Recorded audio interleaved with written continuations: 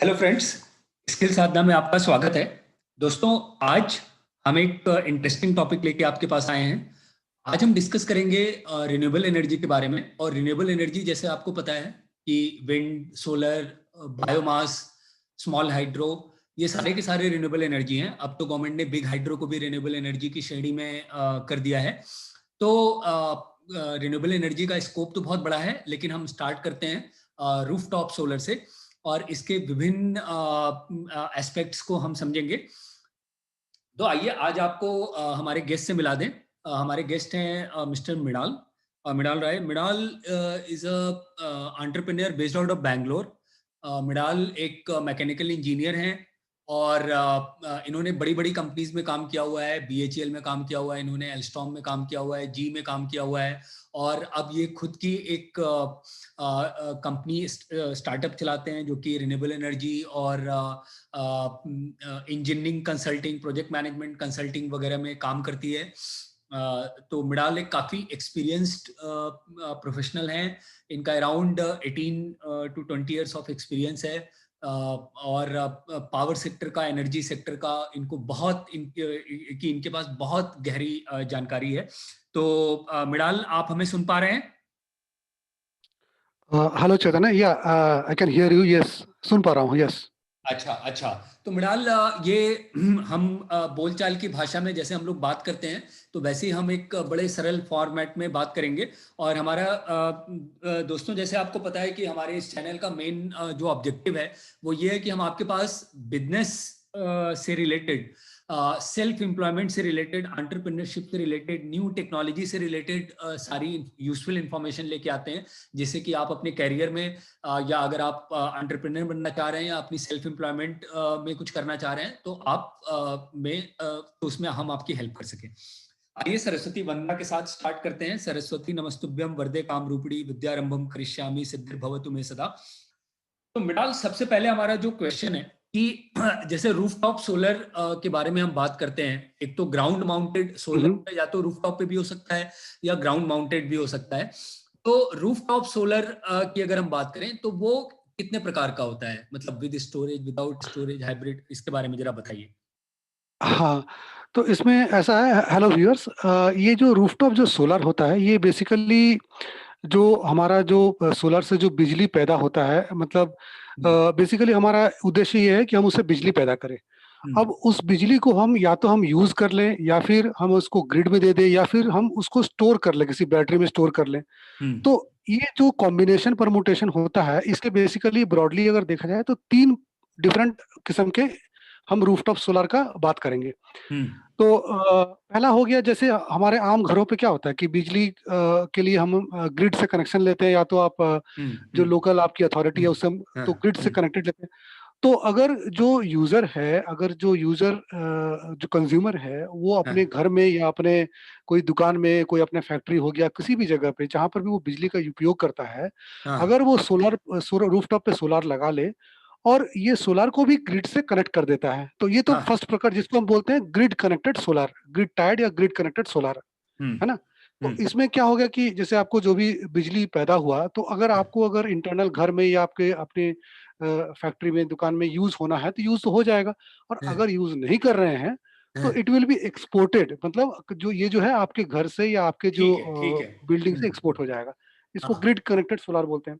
अच्छा, दूसरी बात ये हो जाती है कि जैसे मान लीजिए आपने बिजली तो प्रोड्यूस कर दिया, लेकिन you do not want to export to the grid. आपके पास या तो ग्रिड नहीं है, सपोज आप किसी ऐसे दूर दराज के इलाके में हैं जहां पर आपकी अभी तक ग्रिड की कनेक्टिविटी नहीं है। जस्ट एक minute, could you be little louder? हाँ हाँ हाँ, 1 second. Yes, now it is Audible Chaitanya. Okay okay, I will be louder. या तो जैसे पहला केस में मैंने बताया कि पहला तो तो आपने बता दिया। सेकंड केस जो आप बता रहे हैं कि अगर हम किसी ऐसे रिमोट एरिया में हैं जहां पे कि transmission system, distribution system, normal electricity का लाइन नहीं पहुंची है, तो वहां पे भी अगर हम सोलर लगाते हैं तो वो जो है आप कह रहे हैं कि उसमें वो ग्रिड में एक्सपोर्ट नहीं हो पाएगा। हाँ, मतलब कि अगर आपको मान लीजिए सोलर आपने लगाया और आप बोलें कि या तो आपके पास ग्रिड है ही नहीं, या तो फिर हाँ आपने आपने सोचा कि हम ग्रिड से कनेक्शन ही नहीं रखना चाहते हैं। हम हाँ अपना इंडिपेंडेंट, हम अपना जो भी घर का, जो भी हमारा फार्म का या जो भी हमारा इंडस्ट्री का है, हम हाँ खुद यूज़ करेंगे। तो हाँ उसके लिए जो होता है हाँ उसको बोलते हैं of grid rooftop solar power plant. हाँ है ना? तो हाँ इसमें आपको बैटरी बैटरी लग जाता है और हाँ इसमें थोड़ा-सा कॉन्फ़िगरेशन अलग होता है ऑफ ग्रिड में। तो इसके दोनों का कॉन्फ़िगरेशन अलग होता है। ग्रिड हाँ कनेक्टेड जो रूफटॉप सोलर है हाँ हाँ और हाँ ऑफ ग्रिड कनेक्शन है। हाँ। और अब तीसरा। बात ये आती है, हम्म, हाँ, तो इसमें जो है जो मैंने दूसरा वैरायटी बताया कि जैसे ग्रिड हाँ से जो कनेक्ट ऑफ नहीं ग्रिड होती है, हाँ ऑफ ग्रिड, हाँ। तो मान लीजिए अभी आप आपने बैटरी से कनेक्ट कर दिया। तो हाँ अब ऐसा है कि अगर आप अच्छा, पहले वाले केस में आप देखिए कि अगर हाँ आपकी पावर नहीं रहेगी, आपकी बिजली नहीं रहेगी ग्रिड में, तो हाँ आप उसको ग्रिड में भेज नहीं सकते। कानूनन, मतलब एक कानून है हाँ जो हाँ हाँ। बोलती है कि आप अगर बिजली प्रोड्यूस कर चुके हैं और हम्म, ग्रिड में आपकी अगर लोड शेडिंग चल रही है, ये हाँ नहीं है हाँ जो हाँ अब भले आपके घर में पैदा हो रही है, सोलर पावर प्रोड्यूस हो रही है, लेकिन हाँ आपके लोड शेडिंग चल रहा है हाँ इलाके में, तो आप हाँ उसको भेज नहीं सकते हो। और भेज नहीं सकते हो तो घर में भी यूज नहीं कर सकते हो उसको, उसका कॉन्फ़िगरेशन ऐसा होता है। तो हाँ ऐसे में क्या होता है, एक होता है हाँ हाइब्रिड हाँ रूफटॉप सोलर पीवी, हाँ जहाँ हाँ पर बैटरी तो लगता है और प्लस ग्रिड से भी कनेक्टेड होता है। तो हाँ इसमें क्या हाँ। होता है कि जब जब आपका ग्रिड नहीं है, तो भी ये काम करेगा आपके घर के लिए, आपके इंटरनल जो भी ओके रिक्वायरमेंट है। Okay okay okay okay. है ना? Okay understood. तो मिड़ाल, जो आप कह रहे हैं कि तीन प्रकार के रूफटॉप सोलर के बारे में आपने बताया, सोलर पीवी के बारे में। जी, एक है कि जो ग्रिड से कनेक्टेड है। दूसरा क्या है कि जो कि ग्रिड से कनेक्टेड नहीं है, ऑफ ग्रिड है। जी, ऑफ ग्रिड जी। में हमें बैटरी की जरूरत पड़ेगी। उसमें क्या है कि यस, अगर जितना हमने यूज करना है, मान लीजिए कि 100 यूनिट मेरे सोलर पीवी ने बनाया, उसमें से 70 यूनिट मेरी जनरेट हो, मेरी घर में यूज हो गई, और बाकी जो 30 यूनिट बची वो बैटरी में स्टोर हो गई। और करेक्ट, जो यस। तीसरा जो फॉर्म आपने बताया हाइब्रिड वाला, तो आपने एक बड़ी दोस्तों यहाँ पे एक चीज का ध्यान रखिएगा कि जो मिड़ाल जी ने बताया है कि ऑन ग्रिड जो सिस्टम है, ग्रिड कनेक्टेड, अगर ग्रिड में कहीं फेल्योर हुआ है या वहां पे लोड शेडिंग चल रही है, तो भले ही सोलर दिन का एकदम 12 बजा है और आपका प्लांट खूब अच्छे से सोलर प्रोड्यूस कर रहा है इलेक्ट्रिसिटी, फिर भी आप उसको यूज नहीं कर पाएंगे। क्यों? क्योंकि वो टेक्निकल कुछ इसकी टेक्निकल रीजंस होते हैं। जो इन्वर्टर होता है उसकी ऐसी कॉन्फ़िगरेशन होती है कि जो है आप उसको अंदर अपने खुद के लिए भी नहीं यूज कर पाएंगे। तो ये जो थर्ड कैटेगरी जो मिड़ाल जी ने बताई कि जब हाइब्रिड आप इन्वर्टर यूज करते हैं, मतलब हाइब्रिड सोलर का कॉन्फ़िगरेशन यूज करते हैं, तो अगर ग्रिड में फेल्योर है या ग्रिड में लोड शेडिंग है, तो आप ग्रिड में एक्सपोर्ट तो नहीं कर पाएंगे, लेकिन अपने इंटरनल आप बैटरी में उसको स्टोर कर सकते हैं या अपने इंटरनल यूज कर सकते हैं।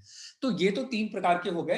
अब हम उसके बारे में आगे बात करेंगे कि मृणाल जी ये बताइए कि इसमें जैसे मान लीजिए अगर 1 किलोवाट का लगाना है मुझे, तो उसमें कितना हाँ, पैसा लग जाएगा? तीनों कैटेगरी का अगर आप बता पाएं तो बहुत अच्छा होगा। ग्रिड कनेक्टेड का तो जरूर बताएं।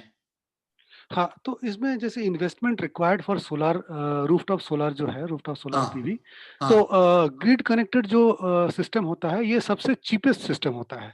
ओके। तो ये करीब-करीब अराउंड 50 टू, मतलब आज की अगर कॉस्ट देखें, आज की अगर कॉस्टिंग करें, तो अब जो सब्सिडी और गवर्नमेंट बेंचमार्क, ये सारी चीज़ों का एक मोटा-मोटी अगर एवरेज लिया जाए, तो हम्म, अराउंड 60 रुपीज़ पर वाट, मतलब 60,000 रुपए 1 किलोवाट में आपको एक ग्रिड कनेक्टेड सोलर बन जाता है। लेकिन अगर आपके मान लीजिए आपको 10 किलोवाट, 20 किलोवाट का ज़रूरत है, तो ये जो कॉस्ट है ये नीचे भी जाता हाँ। है ना? अच्छा, अगर आप इसमें बैटरी लेकिन लगा दो तो हाँ, लेकिन अभी कुछ चीप नहीं हुआ है। मतलब अभी जैसे कई बार हम देखते हैं कि काफी चीप हो गया है। तो अभी मतलब 1 किलो, मान लीजिए मुझे 5 किलोवाट का लगाना है, तो क्या मुझे मतलब 3 लाख रुपए लगेंगे या और कम, दो दो ढाई में हो जाएगा? नहीं, देखिए इसमें क्या है ना कि गवर्नमेंट का एक बेंचमार्किंग है, तो गवर्नमेंट ने जो फेज़ 2 हमारा जो ये जो सोलर मिशन चल रहा है, नेशनल सोलर मिशन, हाँ इसमें जो है ₹54, ₹54 ये जो है ना बेंचमार्क हाँ। रखा गया गवर्नमेंट की तरफ से हम्म फॉर सब्सिडी कंसिडरेशंस, है ना? हम्म तो हम्म। लेकिन अगर आप इसको प्रॉपर्ली, मतलब अगर कैलकुलेट करेंगे, तो हाँ आएगा 50 से 60 के लगभग में भी फॉर स्मॉल पावर प्लांट। लेकिन अगर आपको वही स्केल अगर इंक्रीज़ हो जाएगा, तो हाँ। करीब-करीब 45 टू 50 तक भी आ जाता है, मतलब पर वाट के हिसाब से। तो अगर ये हाँ। हाँ, तो आप ये कह रहे हैं कि ये स्केल, मतलब ये स्केल होगा 10 किलोवाट एंड अबव? हाँ, ये जो मैंने बताया, मान मान हाँ लीजिए 60 rupees, this is 10 less than 10 kilowatt. हाँ। 10 किलोवाट एंड अबव का जो है around around 50 rupees, less than 50 rupees it will B. अच्छा अच्छा, तो दस रफली किलो जो है, हाँ ठीक है, तो ओके, तो जो आपने बताया, ये जो दोस्तों जो बता रहे हैं मृणाल जी, ये 50 to 60 रुपीज ये पर वॉट है ना? तो मतलब पर जी किलो जी। वाट के लिए ये 50,000 से 60,000 रुपये हो जाएंगे। तो ये बता रहे हैं कि जैसे अगर मुझे 1 किलोवाट, या देखिए 1 किलोवाट तो आपको मिनिमम लगाना है, उससे नीचे पे आपको सब्सिडी नहीं मिलती है। और जो आपके घर में, जैसे मान लीजिए मेरे घर में बिजली का कनेक्शन है 5 KVA का, है ना? तो 5 किलोवाट से ज्यादा का मैं लगा नहीं सकता हूँ अपनी छत पे, है ना?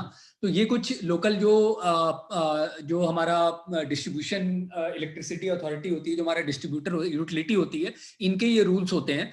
तो अगर मैं, जो लोकल बिजली बोर्ड वाले होते हैं हाँ बेसिकली, हाँ हाँ। हाँ, यूपीपीसीएल हो गया, जैसे दिल्ली में बीएसईएस वगैरह हो गया, बाकी जगह जो है, जो भी हमारा डिस्ट्रीब्यूशन यूटिलिटी हुआ, तो हाँ यहाँ पे ये है कि अगर रफली, अगर मैं जैसे मान लीजिए 20 किलोवाट, 15 किलोवाट वगैरह का सिस्टम लगाने जा रहा हूँ अपने छत पे, इतनी बड़ी छत है मेरी, या मेरी फैक्ट्री है उसके छत पे लगाने जा रहा हूँ, तो ये जो है पर किलोवाट मेरी कॉस्ट आएगी between 45 to 50,000 rupees per kilowatt. ये तो ऑन ग्रिड सिस्टम के बारे में हुआ। बैटरी वाले सिस्टम के बारे में, ऑफ ग्रिड में मृणाल जी? हाँ, ऑफ ग्रिड में around 30%, 25 to 30% it will increase हो जाएगा ये कॉस्ट। अच्छा, इससे जो है मतलब अराउंड आप, 30% हाँ और ज्यादा कॉस्ट लगेगी उसमें? हाँ, यस अच्छा यस। अच्छा, और और हाइब्रिड? ये जो हाइब्रिड में थोड़ा ज्यादा लगेगा। अगर आप ग्रिड कनेक्टेड की बात करें तो ग्रिड कनेक्टेड से करीब करीब, नहीं भी तो 60-70% it will be much higher than grid connected system.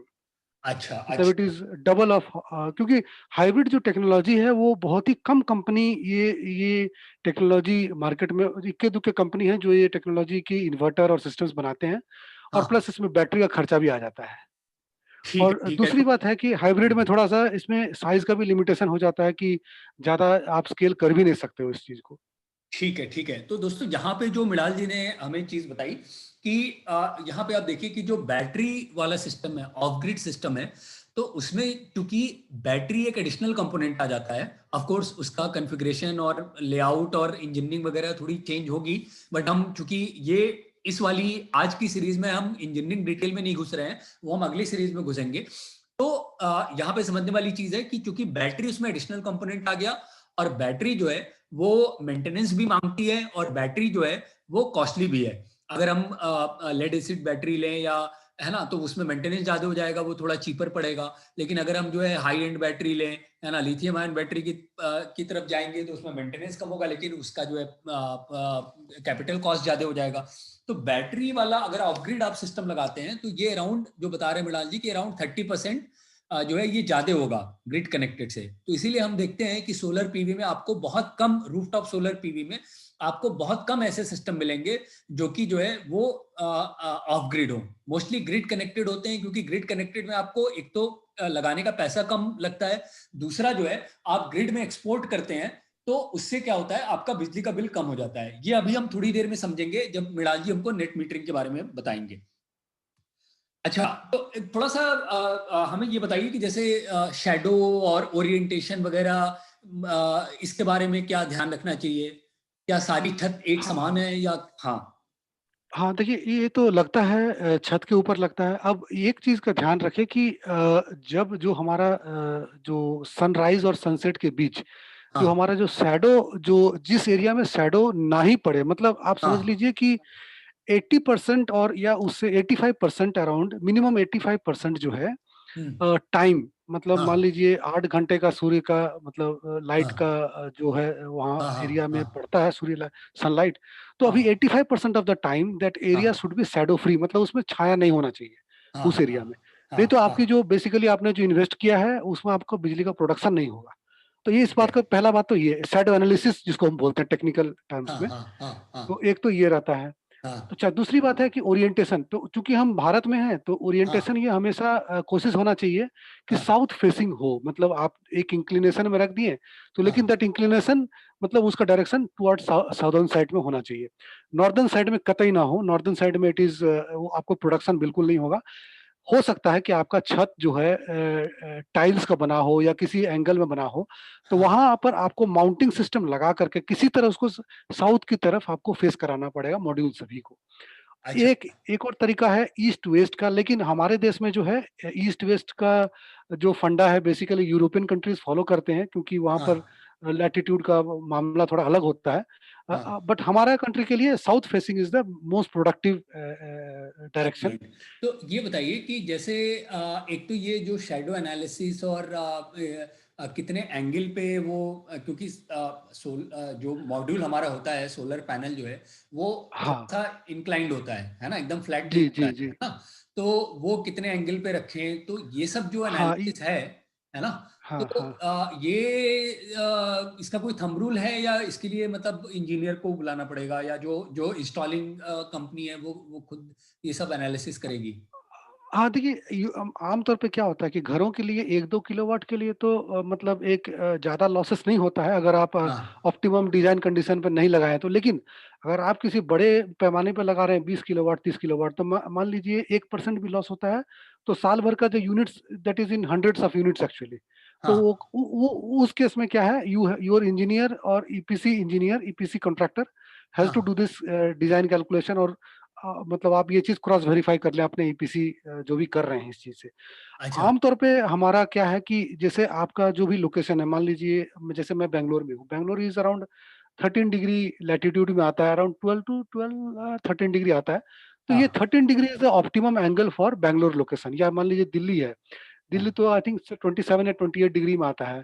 तो 27 डिग्री साउथ फेसिंग या 28 degree south facing plus minus 5 degree तक आप जा सकते हैं। हम हमारे देश के लिए मतलब equatorial sorry temperate region tropical region के लिए। नहीं, तो तो ये ये जो चलता है, है। ये जो आप बता रहे हैं 13 डिग्री या 27 डिग्री, तो ये आप लैटिट्यूड के बारे में बता रहे हैं? नहीं। हाँ, मतलब जो जो एरिया मान लीजिए इंदौर है। अब इंदौर हाँ। के मान लीजिए एक्स कुछ लैटीट्यूड में है, तो हाँ। That the angle of inclination should be x degree and हाँ। साउथ फेसिंग, अच्छा। है ना? तो हाँ हाँ, तो जितने का लैटिट्यूड हो उतनी डिग्री वो इंक्लाइंड हो। और ये हाँ, इंक्लाइंड जो है आप बोल रहे हैं कि ये मतलब वर्टिकल इंक्लिनेशन है ना? हाँ, मतलब हॉरिज़ॉन्टल का, हॉरिजॉन्टल, मतलब सॉरी ग्राउंड से। सॉरी, हाँ हाँ, हॉरिजॉन्टल, है ना। हाँ, हाँ ठीक है ठीक है, हाँ। हॉरिजॉन्टल से वो हम अगले उसमें जो है ना, हम एक डायग्राम बना के वो दिखा देंगे जब हम यस, और यस। है ना टेक्निकल जब डिस्कशन करेंगे। ये तो एक जस्ट अंडरस्टैंडिंग के लिए था। तो हाँ। मृणाल जी, ये सब जो है रफली जैसे छोटे घर में छोटा सा सिस्टम लगाना है, तो ये हम कंपास वगैरह से ये सब खुद भी देख सकते हैं?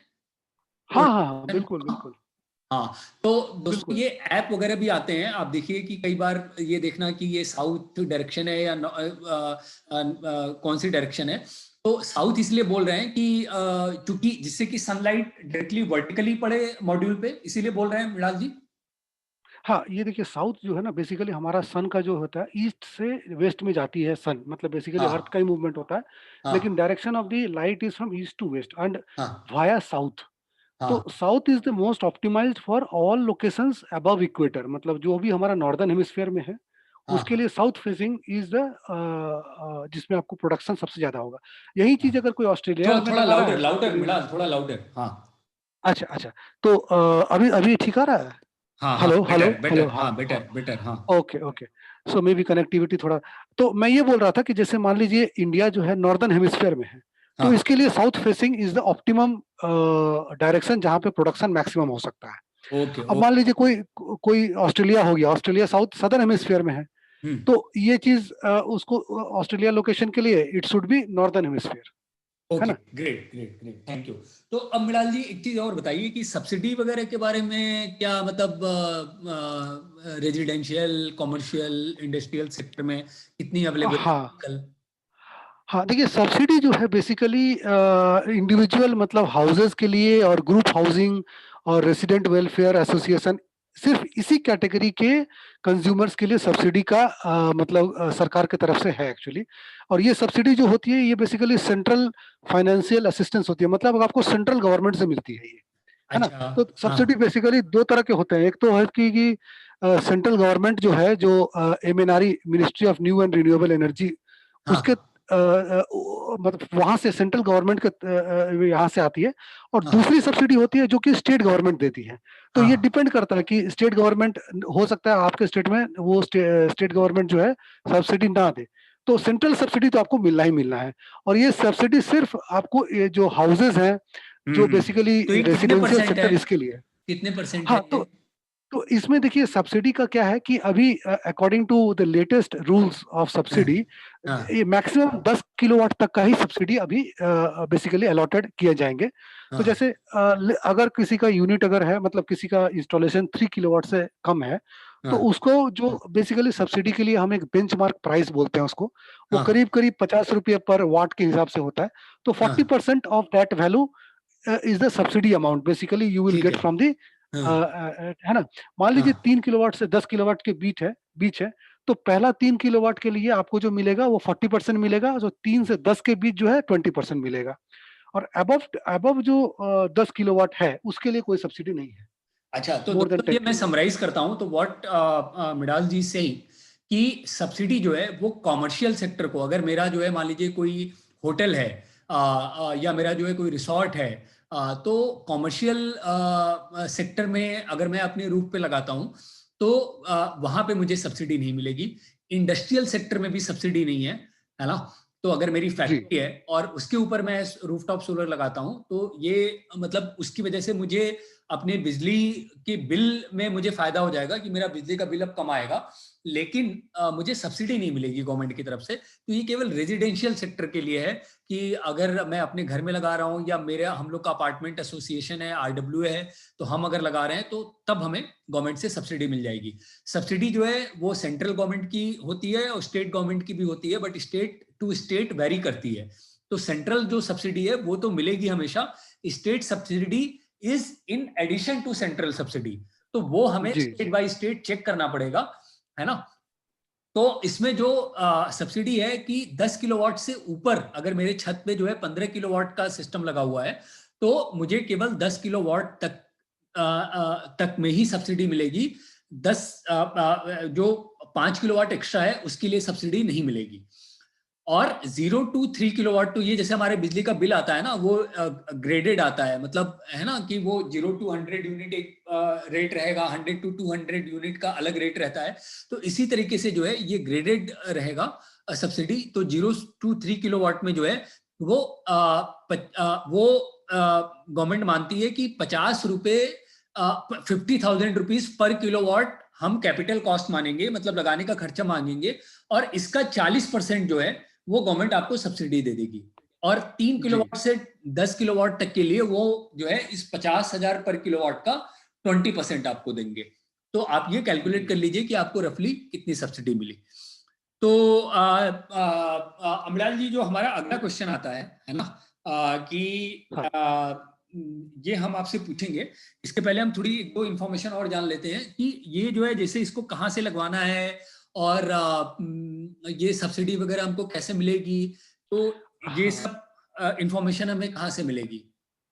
जी जी, ये सब्सिडी जो है बेसिकली जो सेंट्रल फाइनेंशियल असिस्टेंस होता है, हाँ जो सेंट्रल गवर्नमेंट की सब्सिडी है, हाँ ये हर एक स्टेट में हाँ सेंट्रल फाइनेंशियल असिस्टेंस को लागू करने के लिए और हाँ बेसिकली सोलार पॉलिसी को लागू करने के लिए एक नोडल एजेंसी बनाया गया है। तो हाँ जैसे कर्नाटका में हो गया, जैसे क्रेडल करके है, Karnataka renewable energy development authority हाँ लिमिटेड करके है। हाँ उसी हाँ तरह जैसे मान लीजिए झारखंड हो गया तो जेरेडा करके है, गोवा हाँ हो हाँ गया, हाँ, ठीक है ठीक है, हाँ जेरेडा, हाँ गुजरात हो गया। हर एक स्टेट में एक नोडल अथॉरिटी है।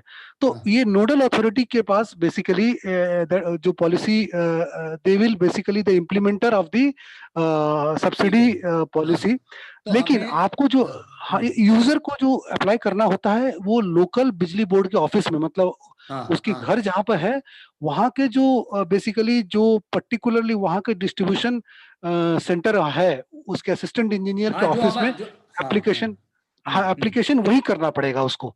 हाँ। क्योंकि जो जो बेसिकली सब्सिडी दिया जाएगा वो लोकल सेंटर के थ्रू से दिया जाएगा, लोकल डिस्ट्रीब्यूशन बोर्ड के थ्रू से दिया अच्छा, जाएगा। तो अगर मुझे लगवाना है तो सबसे पहले तो मुझे दो चीज करनी पड़ेगी। एक तो सबसे पहले जो है मुझे इंस्टॉल मतलब एक एजेंसी ढूंढनी पड़ेगी जो इंस्टॉल करेगी। और अगर मेरा छोटा सा सिस्टम है तो डेफिनेटली मैं अलग अलग तो खरीद मतलब खुद से तो ये सब करूंगा नहीं। हमारे कुछ एक जी जी। हमारे व्यूअर्स या लिसनर्स जो जो टेक सेवी हैं या जो है थोड़े से ज्यादा एंटरप्राइजिंग है, तो वो शायद ऐसा करें कि वो खुद से पैनल खरीद लें, खुद से इन्वर्टर खरीद लें और केबलिंग करके, है ना, अब वो किसी को इलेक्ट्रिशियन को बुला के खुद भी इंस्टॉल कर सकते हैं। But I don't think it is so easy for everybody. तो हमें एक एजेंसी चाहिए, क्योंकि इसमें थोड़ा बहुत सिविल वर्क भी होता है। तो पैनल को जो है वो आपके रूफ पे छोटा सा स्ट्रक्चर लगा के फिक्स करना पड़ता है। तो ये आप खुद नहीं कर सकते हैं। इट्स नॉट लाइक इंस्टॉलिंग, है ना, छोटा मोटा कोई घर में फैन या कोई चीज। तो आपको एक एजेंसी बुलानी पड़ेगी। तो ये एजेंसी के बारे में इंफॉर्मेशन कहाँ मिलेगी मृणाल जी? ये देखिए, हर एक स्टेट का जो बेसिकली जो नोडल एजेंसी है, इनके पास हाँ कई सारे क्या होता है कि सेंट्रल गवर्नमेंट का सेकी करके एक सेंट्रल एजेंसी है, और हाँ। इन्होंने कई सारे स्टेट में बेसिकली इंस्टॉल करने के लिए रेपुटेड वेंडर्स का बेसिकली एक लिस्ट तैयार ओके कर चुके हैं। जैसे मॉड्यूल का हो गया, इन्वर्टर का हो गया, या टोटल का ये जो कॉन्ट्रैक्टर इसको करेगा, इसका हर एक स्टेट के पास एक अप्रूव्ड एजेंसीज होते हैं।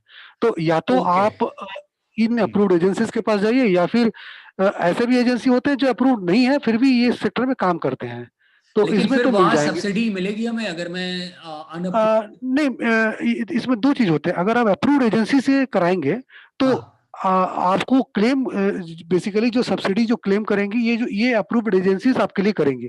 लेकिन हाँ अगर आप किसी ऐसे एजेंसी को हायर करते हैं, मान लीजिए कोई इलेक्ट्रिकल कॉन्ट्रैक्टर या इलेक्ट्रिकल कंपनी को आप हायर करते हैं, तो उस हाँ केस में जो घर का जो मालिक है, जो भी मतलब हाँ, ठीक है। जिसके छत में लग रहा है, उसी को अप्लाई करना पड़ेगा सब्सिडी के लिए। अच्छा अच्छा अच्छा, ओके ओके।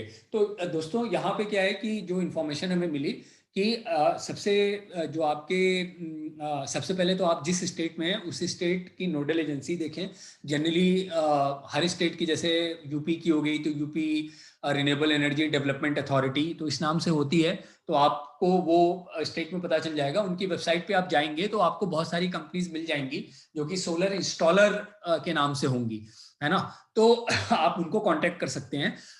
उसके अलावा जो है, अगर आपका कहीं फ्रेंड नेटवर्क में आप किसी कंपनी को जानते हैं कि जो ये सोलर लगाने का काम करती है, और अगर वो अप्रूव नहीं है, उस कंपनी से पहले पूछिए कि क्या वो उस स्टेट की नोडल अथॉरिटी से अप्रूव्ड है, उनकी लिस्ट में है।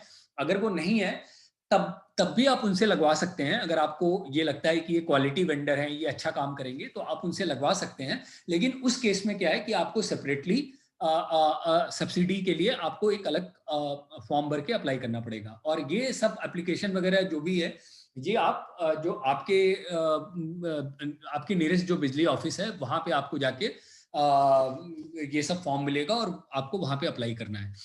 तो ठीक है मृणाल जी, अब हम आपसे दो प्रश्न पूछते हैं। सबसे पहले तो एक प्रश्न आप जल्दी से बताइए कि इसमें टाइम कितना लगता है। अगर मैं मान लूं कि 10 किलोवाट से लेस देन 10 किलोवाट का सिस्टम है, तो कितना टाइम लगेगा सोलर लगाने में? इसमें देखिए, इसमें क्या है कि मेन काम सिविल का होता है, इलेक्ट्रिकल का काम 1-2 दिन में हो जाता है।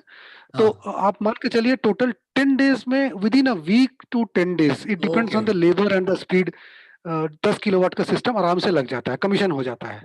Okay okay okay, I think that is enough. जो बड़ा सिस्टम है, यहाँ पे देखिए दोस्तों, ये मृणाल जो लेकिन जो भी लगा रहे हैं उस ये इंश्योर कर लें कि अपना स्टेट का जो बिजली बोर्ड है उससे एग्रीमेंट साइन करा ले, मतलब लगाने से पहले, है ना। That is a very important step. हाँ हाँ, मतलब कि आप ऐसा ना हो कि आपने सोलर लगा लिया और बाद में जो है, मतलब सोलर लगाने के पहले आपको वो एप्लीकेशन उनको इन्फॉर्म करना पड़ेगा, ऐसा है? हाँ, मतलब लगाने से पहले। हाँ, लगाने से पहले मुझे, जो मेरा, जैसे मान लीजिए मैं अगर दिल्ली में हूँ, मेरे यहाँ बीएससीएस का कनेक्शन है, बीएससीएस राजधानी का, तो मुझे पहले जो है उनको जो मेरे घर के पास जो बीएससीएस राजधानी का ऑफिस है, वहां जाके उनको बताना पड़ेगा कि मैं एक सोलर सिस्टम लगाना चाहता हूँ, तो मैं आपको इन्फॉर्म कर हाँ रहा हूँ, है ना। हाँ, और प्लस उसके साथ एग्रीमेंट होता है, मतलब अच्छा। जो जो जिस छत में लगाएंगे, हाँ, वो और आपके लोकल बिजली बोर्ड के बीच में एक पावर परचेज एग्रीमेंट होगी वो। तो ठीक वो है ठीक है। एग्रीमेंट होने में टाइम लगता है थोड़ा सा, वो इंश्योर कर लें बस, और तो वो कोई जो है, इसमें। जब एक बार मैं जाके वहां उनको बताऊंगा, तो जो भी वो फॉर्मेलिटी होगी, जो भी वो डॉक्यूमेंट वगैरह एग्जैक्टली। वो मुझे दे देंगे। और वो सब जो है मैं फॉर्म भर के उनको दे दूंगा। और वो जब मेरा लग जाएगा, सोलर इंस्टॉल हो जाएगा तो वो मेरा फाइनल नेट मीटर लगाने और चेक करने आएंगे, यही है ना? जी जी जी जी। हाँ। तो दोस्तों ये आपको ये शेड्यूल दिख रहा है, ये तो इसके बारे में हम बात करेंगे जब हम एक ग्राउंड माउंटेड या बड़े सिस्टम के बारे में बात करेंगे जहां पे कि डिफरेंट एक्टिविटीज होती हैं। ये तो एक छोटी सी है, तो जैसा मृणाल जी ने बताया कि भाई मेरा जो है 5 किलोवाट का 6 किलोवाट का सिस्टम मेरे छत पे लगना है, तो ये तो जो है डिपेंडिंग ऑन कॉन्ट्रैक्टर की जो है वो लेबर वेबर कितनी जल्दी मिलता है, तो ये 3-4 दिन से लेके 5-6 दिन लग सकता है, बट मतलब एक वीक के अंदर आपका सब काम खत्म हो जाएगा, इसमें कोई बड़ी चीज नहीं है। तो ये एक नेट मीटरिंग की बात हुई। तो ये नेट मीटर के बारे में थोड़ा सा संक्षिप्त में बताएंगे, हमारा टाइम भी खत्म होने वाला है 5 मिनट। हाँ हाँ हाँ हाँ, मैं ब्रीफली बताता हूँ ये नेट मीटरिंग होता क्या है। बेसिकली ये एक मीटर होता है जो हमारे आम घरों में लगा रहता है।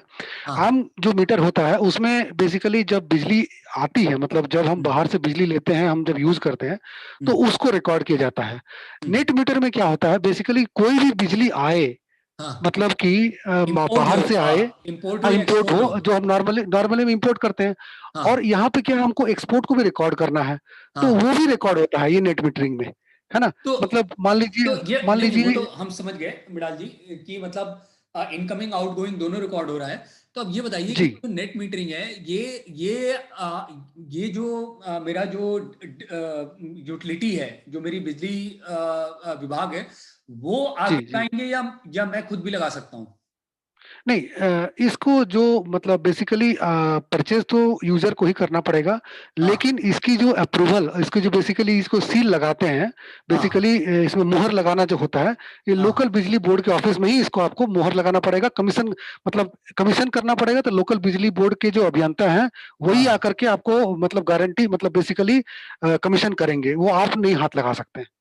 हाँ हाँ। मतलब यही है वो दोस्तों, फ्यूज। हमारे घर, ओके ओके, तो जैसे हमारे घर का भी मीटर होता है ना, वो वही लोग जो इलेक्ट्रिसिटी डिपार्टमेंट वाले होते हैं वही लोग आके सील करके जाते हैं। आप उसमें जी जी जी। नहीं कर सकते हैं क्योंकि फिर टेम्परिंग हो जाएगी, फिर वो बोलेंगे कि यार आप तो मतलब अपनी बिजली के बिल में रीडिंग में टेम्परिंग कर रहे हो। तो उसी तरीके से नेट मीटर जो होता है वो हम परचेज कर लेंगे, लेकिन उसकी जो इंस्टॉलेशन है वो उनके प्रेजेंस में होगी और वही उसको सील करेंगे, है ना। तो जिससे कि कहीं कोई टैंपरिंग और वो सब का कोई चांस ना रहे।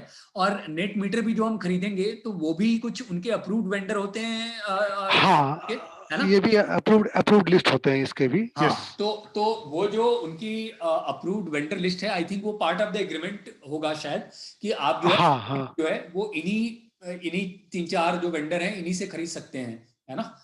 तो ये जी नेट जी मीटर का जी। तो कॉन्सेप्ट में पता चल गया। तो दोस्तों आपको यहाँ पे कॉमन सेंस से पता चल रहा है कि भाई अगर मेरी जो है बिजली इंपोर्ट होने को रिकॉर्ड करता है मेरे घर का मीटर, और जब एक्सपोर्ट को भी, मतलब मेरा जो सोलर पीवी ने जो इलेक्ट्रिसिटी प्रोड्यूस की, और जो मान लीजिए 100 यूनिट प्रोड्यूस की, 60 मेरे घर में यूज हो गई, तो 40 जो है वो मैंने ग्रिड में भेज दी।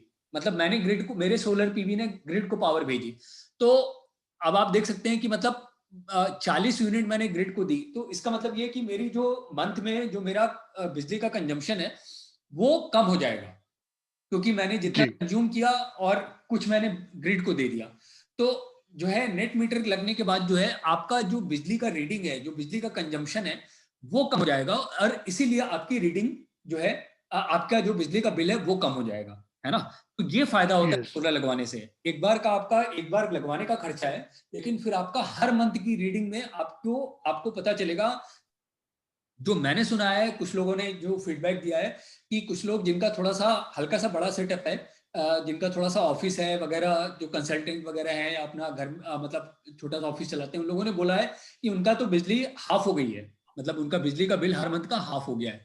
तो आप क्लियरली समझ सकते हो कि फिर आपकी रिकवरी बहुत आपकी जल्दी होगी। तो मृणाल जी, ये रिटर्न आप बताएंगे रफली जो है, मतलब 10 किलोवाट से कम में जो है कितना पे बैक जो है वो कितनी जल्दी हो जाता है? हाँ, तो 10 किलोवाट से कम में नॉर्मली 6 से 7 साल के अंदर आपको आपके पैसे वापस मिल जाएंगे, क्योंकि सब्सिडी है। सब्सिडी हाँ एक हमारा बहुत बड़ा लोड ले लेती है, और ये हाँ छोटे छोटे जो यूजर हैं, छोटे छोटे जो इंडिविजुअल हाउसेस के, इनको प्रोत्साहन देने के लिए सरकार ने ये सब्सिडी का यूज किया है। और हाँ दूसरी बात है, एक बार आपके 6-7 साल में आपका पैसा वापस आ गया, तो ये इसका जो हाँ लाइफ है ये 25 साल का है। मतलब आप समझिए कि 25 - 7 years इज हाँ। Actually your free electricity. तो ये जो है दोस्तों की 6 से 7 साल जो है ये एकदम एकदम करेक्ट फिगर बता रहे हैं। ये मतलब आप ये समझ लो कि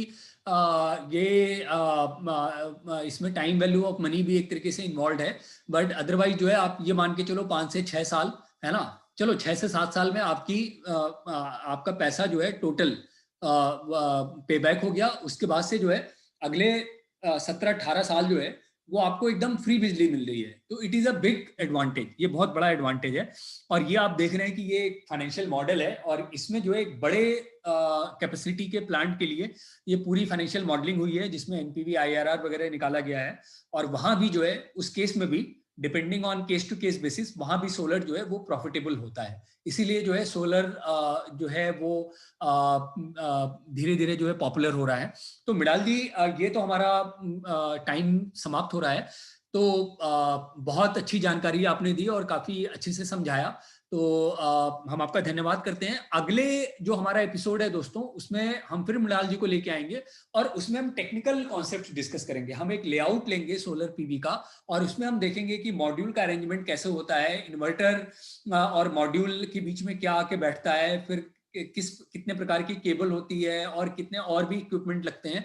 तो एक पूरा हम लेआउट समझेंगे। तो हमारे जो इंजीनियर फ्रेंड्स हैं या जो हमारे और फ्रेंड्स हैं जिनको टेक्निकल में इंटरेस्ट है, तो उनके लिए वो बड़ा यूजफुल रहेगा।